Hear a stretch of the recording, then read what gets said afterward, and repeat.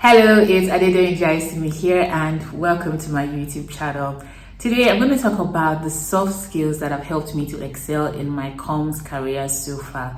I know that I talk a lot about the core competencies, the technical skills that you need to succeed in your role as a communications and PR person, but the soft skills are also equally important, and they're important because this field of communications is very relationship based. It's really people focused, in as much as yes, we have introverts of like, oh, I don't want to deal with people. Yeah, you've got to be able to deal with people, and just being able to master certain soft skills will also help you to do your work well. I found people that they know the core competencies, they're very skilled, they're very good at what they do, but because they don't have the soft skills, they lack certain emotional intelligence, you find that it puts a cap on how high they can rise, or they just even miss out on certain opportunities. So it's so important to be able to find that balance. And these soft skills, I'm not going to talk about all the soft skills, I'm going to talk about the ones that have really been beneficial to me, and I'm sharing it because I would like you to just reflect on your own journey, your own path, and say, which of these soft skills do I have, which ones do I need to build on, and also think about your own unique context. What soft skills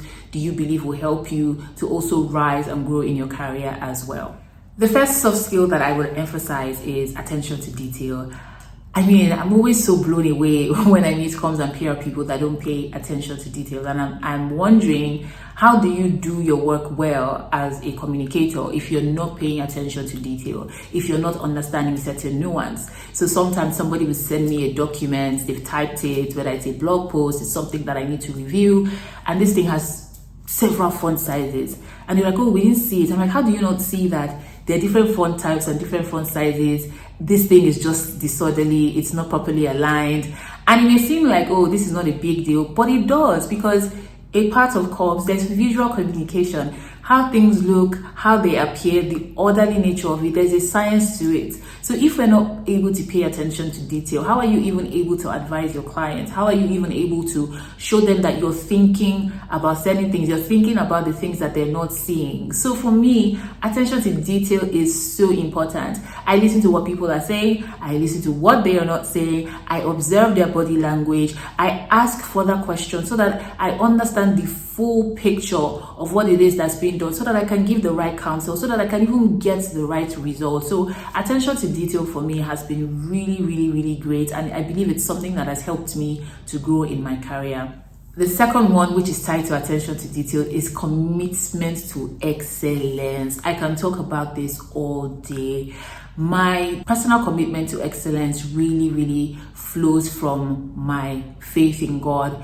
God is an excellent God. When you look at the world, when you look at the beauty and the everything, how it aligns, you can see the excellency in that creation. And I do my best to make sure that I'm excellent in what I'm doing. And so excellence means that you're going the extra mile, you're making sure that the I's are dotted, the T is crossed, you're making sure that things come out as they should, not this manage it like that type of spirit. It's like, if it's not excellent, you're going to keep, and this is not perfection, right? So perfection is that everything must be perfect, nothing must go wrong. But excellence says that with the resources that I have, in the middle of this situation that I'm in, what is the most excellent results that I can deliver? And I do that, because there's some times where you may not be able to deliver the perfect thing, but you can deliver something that is of high quality standard. And that's the standard that I hold myself to.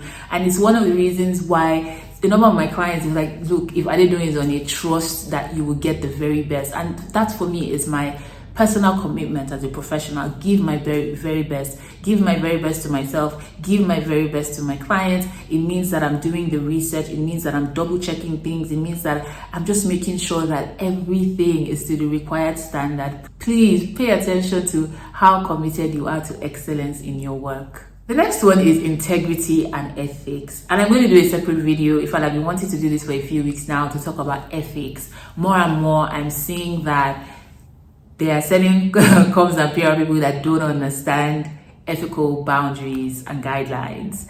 And it's very important. There are groups of people that believe that as a PR person, you're spinning. In fact, I was in a setting sometime and somebody was like, oh, so your job is to make things look pretty or make things look like it's not what it is. I was like, no, that's not what my job is. and we're not spinners, we're not liars, right?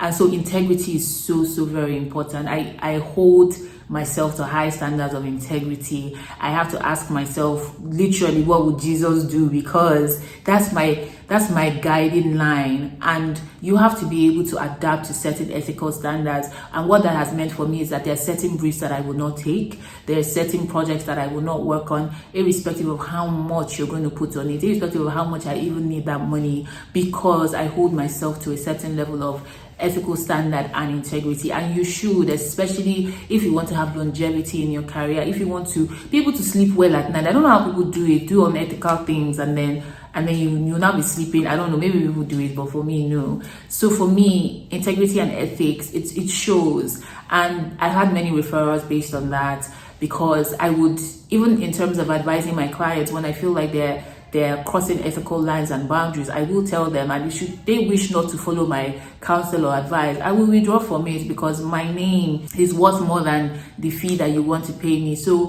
what is your name worth to you? What level of integrity are you upholding yourself to? And that's a personal decision that every one of us needs to make, but definitely integrity and ethics have really helped me.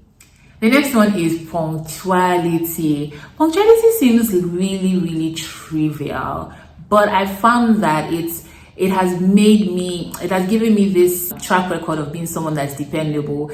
There are many times that I will go somewhere and they're like, I just knew that Adedoyin would be here. I remember I was doing a training, and all the people that I was training, because it was a full week of training, early morning, late night type thing, and they were like, Adedoyin, we meet you here and we leave you here, because I have to get there early. And I found something about being punctual. So let's even take trainings, for example. If I have a training that's starting by 9 a.m., almost always I'm going to be there by 8.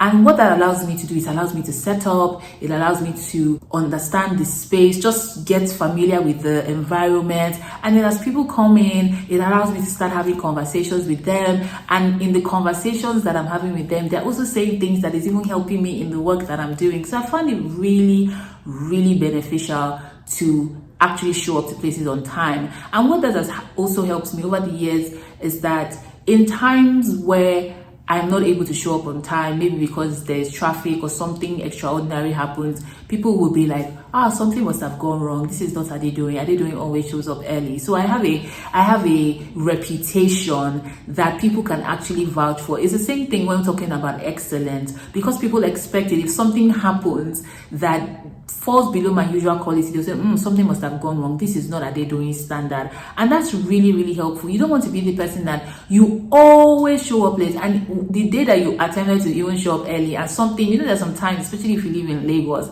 there's sometimes that things happen and it's beyond your control, but you won't be able to use that as an excuse. Why? Because you have a track record of being late. So being early has helped me to do my work better. It has helped me in networking. It has even opened opportunities. Like I'll go somewhere early and they're like, what are you doing here? Do you want to join this meeting, or do you want to come here? And I'm like, okay, I'm here, let's do it. And it's been interesting, the opportunities that have come, but most importantly for me, it allows people to see that this girl is a true professional. And finally, emotional intelligence. I remember when I was a kid, my dad bought me the book on emotional intelligence. I believe the author is Daniel Pink.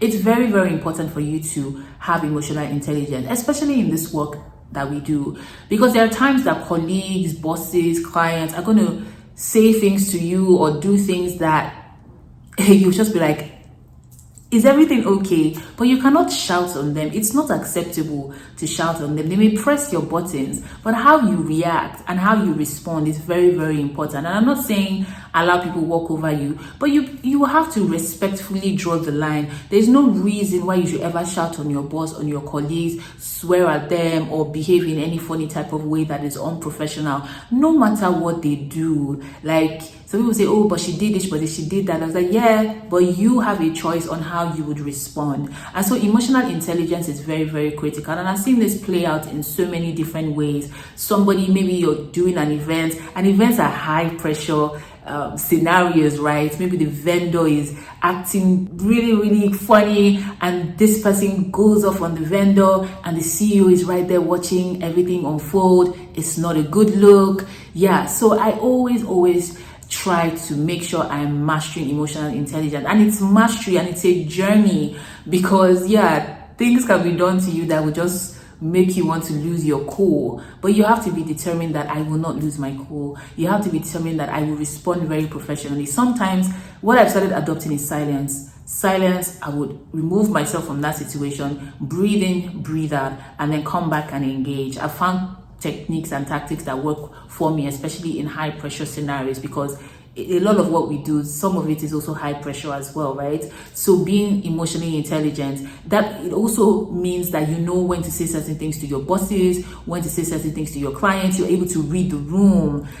I mean, I'm so fascinated at people that cannot read the room, even in virtual meetings. So being able to read the room and just course correct and say, this may not be the right time to drop this thing, or I have to drop this thing that's sensitive, but people are a bit touchy right now. How best can I deliver this message so that it will land well? It's a lot, but just even mastering emotional intelligence has been very useful for me. So those are some of the soft skills that have been really helpful for me. Like I said, those are not the only soft skills, but those are the ones that have been helpful for me. It would be great to hear some of the soft skills that you have mastered, some of the soft skills that have really helped you in your career journey. And let's see, maybe I need to expand my list of soft skills that I also need to master.